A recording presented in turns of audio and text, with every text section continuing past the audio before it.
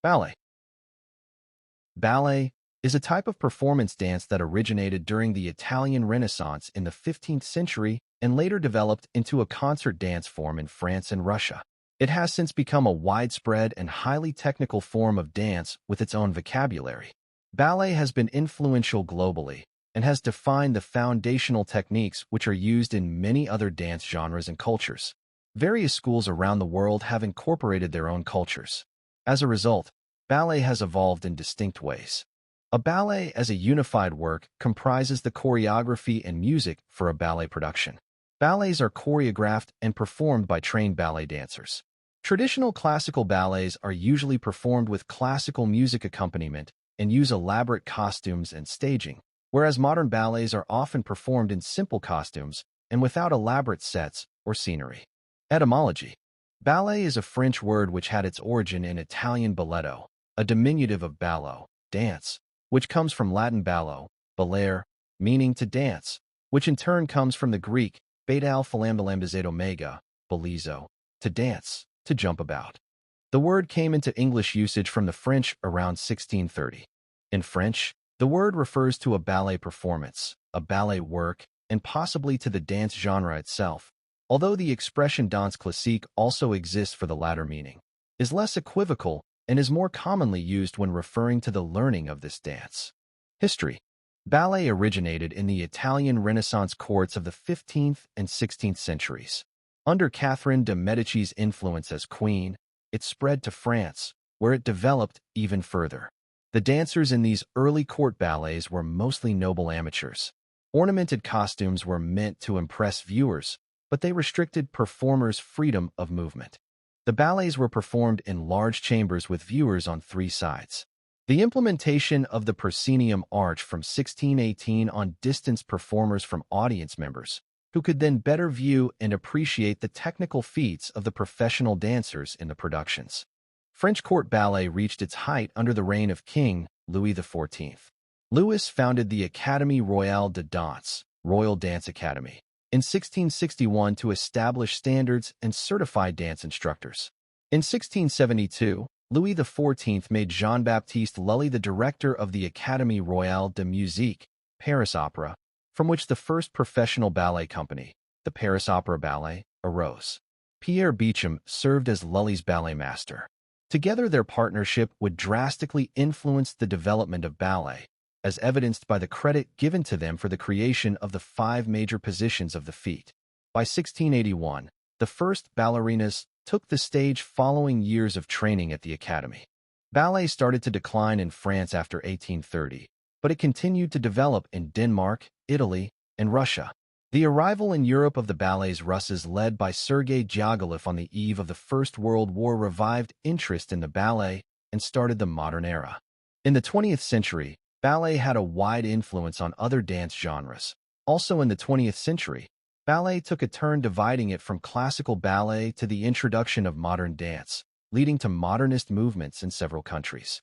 Famous dancers of the 20th century include Mikhail Baryshnikov, Eric Brun, Maria Tall-Chief, Jean Devereaux, Suzanne Farrell, Margot Fontaine, Rosella Hightower, Chelsea Kirkland, Natalia Makarova, Arthur Mitchell, Rudolf Nureyev, Anna Pavlova, Maya Plisitskaya, and Galina Ulanova.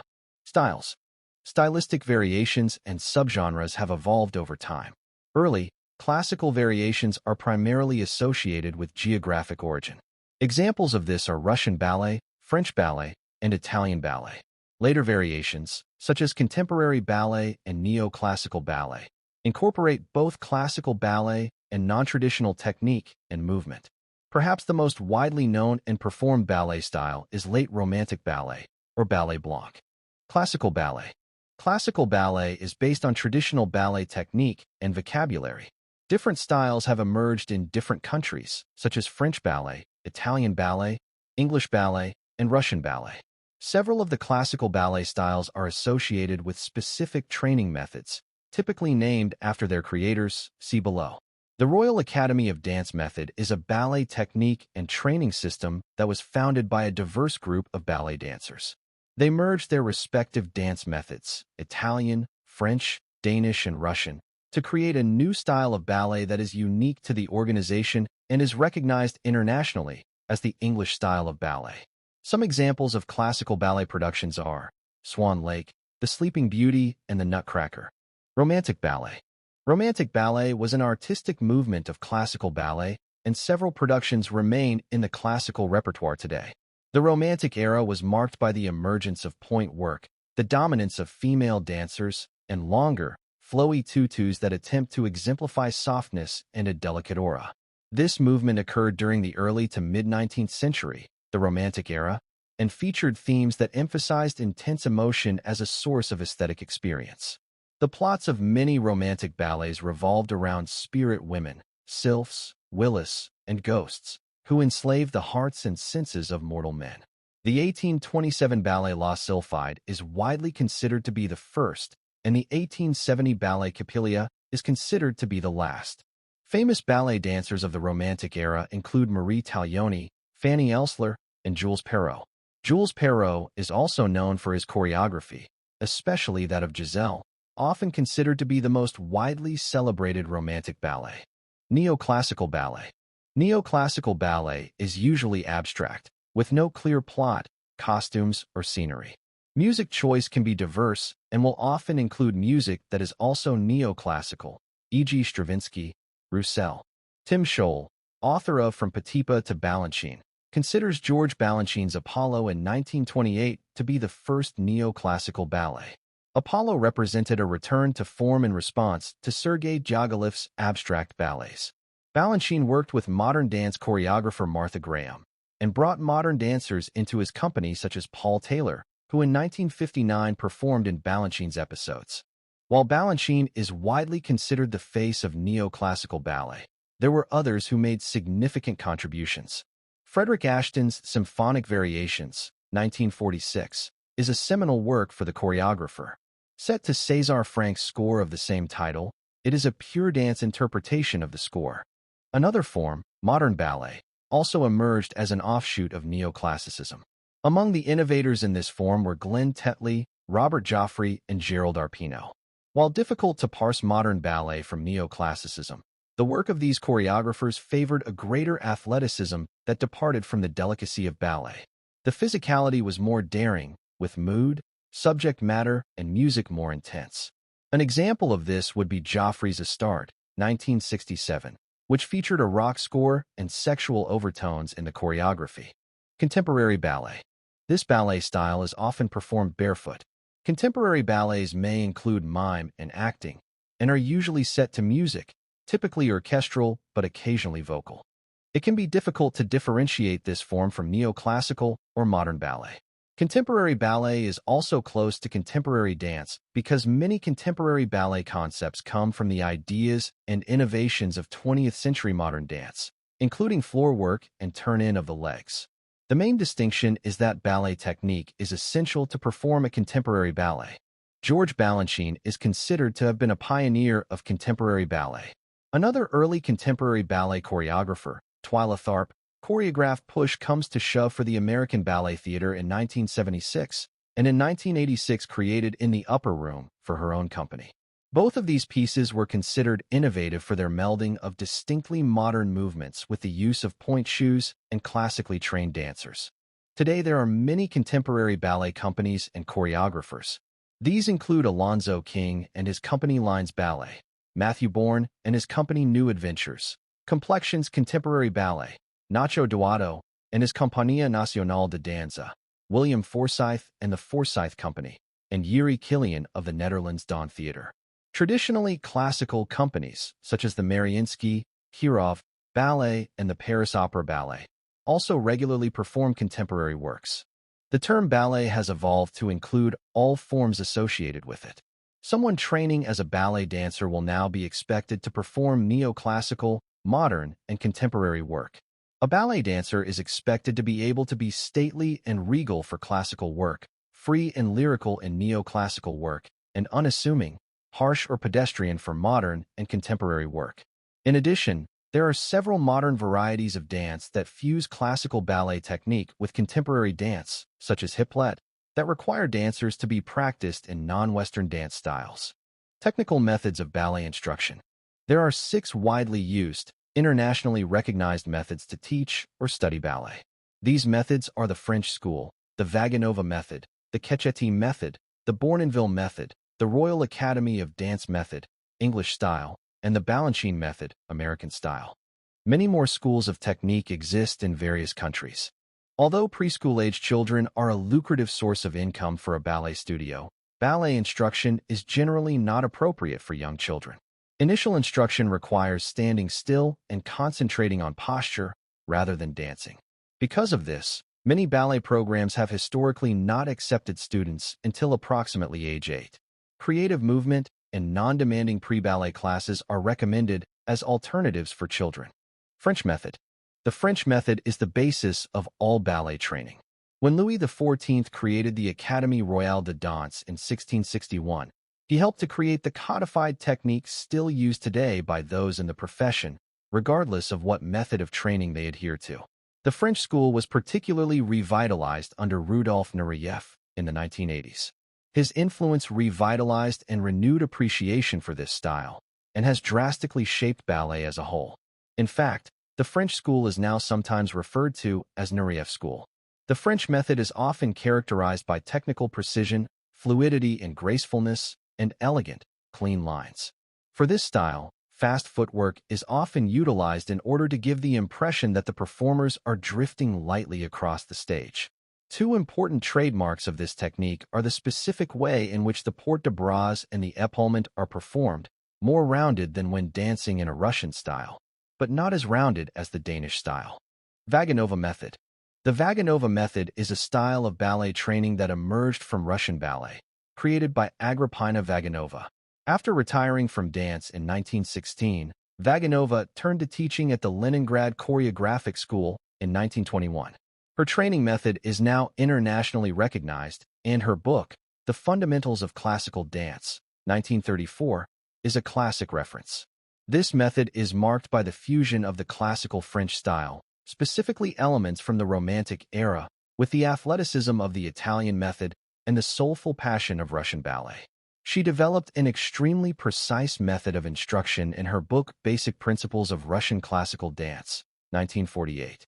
This includes outlining when to teach technical components to students in their ballet careers, for how long to focus on it, and the right amount of focus at each stage of the student's career. These textbooks continue to be extremely important to the instruction of ballet today. The method emphasizes development of strength, flexibility, and endurance for the proper performance of ballet. She espoused the belief that equal importance should be placed on the arms and legs while performing ballet, as this will bring harmony and greater expression to the body as a whole. Cecchetti method. Developed by Enrico Cecchetti, 1850 to 1928, this method is one known internationally for its intense reliance of the understanding of anatomy as it relates to classical ballet. The goal of this method is to instill important characteristics for the performance of ballet into students so that they do not need to rely on imitations of teachers. Important components for this method is the emphasis of balance, elevations, ballon, poise, and strength. This method espouses the importance of recognizing that all parts of the body move together to create beautiful, graceful lines, and as such cautions against thinking of ballet in terms of the arms, legs, and neck and torso as separate parts. This method is well known for 8 port de bras that are utilized. Bournonville method. The Bournonville method is a Danish method first devised by Auguste Bournonville. Bournonville was heavily influenced by the early French ballet method due to his training with his father, Antoine Bournonville, and other important French ballet masters. This method has many style differences that differentiate it from other ballet methods taught today. A key component is the use of diagonal epaulements, with the upper body turning towards the working foot typically. This method also incorporates very basic use of arms, pirouettes from a low-developed position into seconde, and use of fifth position bras NBAS for the beginning and end of movements. The Bournonville method produces dancers who have beautiful ballon, the illusion of imponderable lightness. The Royal Academy of Dance Method, RAD. The Royal Academy of Dance Method, also referred to as the English style of ballet, was established in 1920 by Genis, Carsavina, Bedels, E. Espinoza, and Richardson. The goal of this method is to promote academic training in classical ballet throughout Great Britain. This style also spread to the United States and is widely utilized still today. There are specific grade levels which a student must move through in order to complete training in this method. The key principle behind this method of instruction is that basic ballet technique must be taught at a slow pace, with difficulty progression often much slower than the rest of the methods. The idea behind this is if a student is to put in a large amount of effort into perfecting the basic steps, the technique learned in these steps allow a student to utilize harder ones at a much easier rate. Balanchine method. Developed by George Balanchine at the New York City Ballet. His method draws heavily on his own training as a dancer in Russia. The technique is known for extreme speed throughout routines, emphasis on lines, and deep plies. Perhaps one of the most well-known differences of this style is the unorthodox positioning of the body. Dancers of this style often have flexed hands and even feet and are placed in off-balance positions. Important ballet studios teaching this method are the Miami City Ballet, Ballet Chicago Studio Company, and the School of American Ballet in New York. Renaissance and Baroque. The roots of ballet go back to the Renaissance in France and Italy, when court wear was the beginning of ballet costumes. Ballet costumes have been around since the early 15th century. Cotton and silk were mixed with flax, woven into semi-transparent gauze to create exquisite ballet costumes. 17th century. During the 17th century, different types of fabrics and designs were used to make costumes more spectacular and eye-catching. Court dress still remained for women during this century.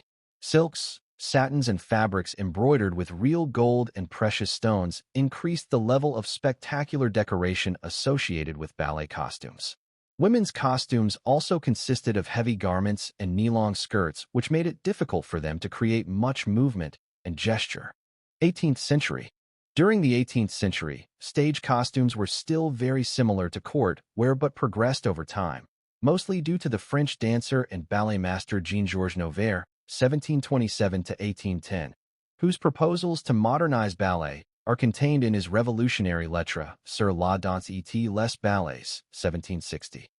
Noverre's book altered the emphasis in a production away from the costumes towards the physical movements and emotions of the dancers. European ballet was centered in the Paris Opera. During this era, skirts were raised a few inches off the ground. Flowers, flounces, ribbons, and lace emphasized this opulent feminine style, as soft pastel tones in citron, peach, pink, and pistachio dominated the color range. 19th century. During the early 19th century, close-fitting body costumes, floral crowns, corsages, and jewels were used. Ideals of romanticism were reflected through female movements. Costumes became much tighter as corsets started to come into use, to show off the curves on a ballerina. Jewels and bedazzled costumes became much more popular. 20th century. During the 20th century, ballet costumes transitioned back to the influence of Russian ballet. Ballerina skirts became knee-length tutus, later on, in order to show off their precise point work. Colors used on stage costumes also became much more vibrant. Designers used colors such as red, orange, yellow, etc. to create visual expression when ballet dancers perform on stage. Ballet as a career. Professional dancers are generally not well paid and earn less money than a typical worker. As of 2020, American dancers, including ballet and other dance forms, were paid an average of $19 per hour, with pay somewhat better for teachers than for performers. The job outlook is not strong, and the competition to get a job is intense, with the number of applicants vastly exceeding the number of job openings. Most jobs involve teaching in private dance schools. Choreographers are paid better than dancers. Musicians and singers are paid better per hour than either dancers or choreographers, about $30 per hour. However, full-time work is unusual for musicians. Health effects. Teenage girl ballet dancers are prone to stress fractures in the first rib. Posterior ankle impingement syndrome, PIUS, most commonly affects people who perform repetitive plantar flexion, such as ballet dancers. Eating disorders are thought to be common, and a 2014 meta-analysis suggests that studies do indicate that ballet dancers are at higher risk than the general population for several kinds of eating disorders. In addition, Some researchers have noted that intensive training in ballet results in lower bone mineral density in the arms. Criticism. Most ballet choreography is written so that it can only be performed by a relatively young dancer. The structure of ballet, in which a, usually, male choreographer or director uses, mostly, women's bodies to express his artistic vision, has been criticized as harming women. Sourced from Wikipedia. May 2025. Produced by ttsreader.com.